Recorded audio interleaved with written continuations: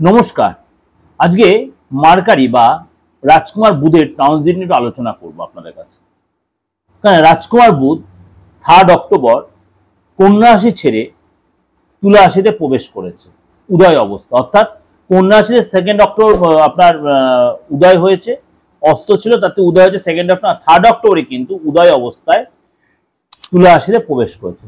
আমি যখনই বলি যখন কোনো গ্রহ রাশি তার মানে ট্রানজিট করুক বা নক্ষত্র সিচুয়েশন চেঞ্জ করুক বা অস্ত উদয় হোক বা বক্রী মার্গী হোক, যাই হোক, সব গ্রহ রাশি সমস্ত রাশির উপর কিন্তু তার এফেক্ট হয়, পজিটিভ ও নেগেটিভ এফেক্ট হবে।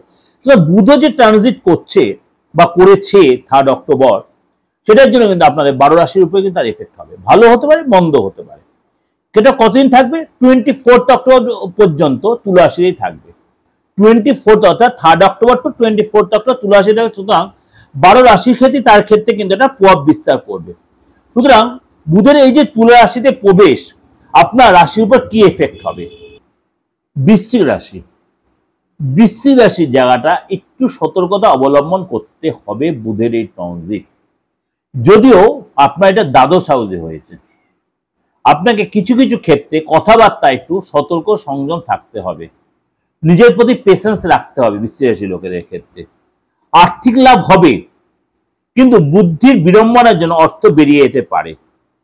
এসে নতুন ব্যবসা শুরু করার আগে 5 বার ভেবে নিয়ে করবেন। কোথায় ইনভেস্ট করার আগে কাউকে ধার দেবে, কোনো বন্ধু আপনাকে হেল্প চাইতে পারে, কোনো বন্ধু আপনাকে হেল্প চাইতে পারে, সেগুলো আপনি সেই টাকা দেওয়ার আগে বা অর্থ ধার দেওয়া অর্থ ভেবে চিন্তে নেবেন, অর্থ আপনি রিটার্ন নাও পেতে পারেন। আপনি মাঝে কনফিউজড হয়ে যাবেন। আপনি পড়াশোনার সেক্টরে যে হায়ার স্টাডি করছেন বা আপনি নর্মাল একাডেমিক কোয়ালিফিকেশন আছেন, সেই জায়গাটা কিন্তু আপনার একটু ফ্যাক্টর হতে পারে। এগুলো আপনাকে একটু মানে অর্থাৎ বুদ্ধিটা আপনাকে কাজ করে যায়, আপনার ব্রেনটাকে কাজে লাগাতে হবে। আপনি এই সময় কিন্তু কনফিউশন দ্বিধাগ্রস্ত হয়ে গেলে মানে তাহলে আপনি যদি নার্ভাস হয়ে যান, কারণ এখানে নার্ভে কোনো ফ্যাক্টর আসবে, নার্ভাস হয়ে যাবেন, আপনি ঘাবড়ে যাবেন। এগুলো কিন্তু আপনাকে হঠাৎ কোনো আপনাদের কোনো নিউজ এলো, নিউজ আপনি ঘাবড়ে গেলেন, আপনি ডিসিশন নিতে পারেন, কনফিউজ, এগুলো কিন্তু আপনার ক্ষেত্রে ঘটতে পারে। বৃশ্চিক রাশির ক্ষেত্রে এগুলো একটু সতর্ক সচেতন থাকবে।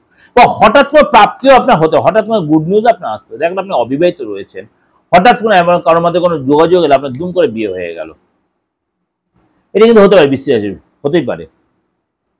এবং আপনার কিন্তু সন্তান যদি থেকে থাকে, সন্তানের সাথে বা পরিবারের সাথে সুসংবাদ পাবেন।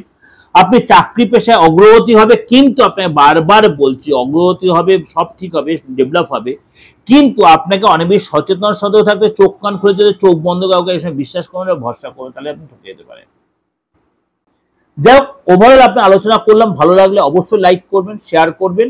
আর যোগাযোগ করতে দেশে বা বিদেশের যে কোনো প্রান্ত থেকে, দেশে বা বিদেশের যে ডেট অফ বার্থ থাকুক আর নাই থাকুক, আপনার হাতটা দিয়ে ফেসটা রিডকে তন্ত্রমতে বা আপনার অ্যাস্ট্রোলজিক্যাল যে কোনো সাপোর্ট আপনি অবশ্যই ফিজ দিয়ে আপনি আমার থেকে নিতে পারেন। নমস্কার, ভালো থাকবেন।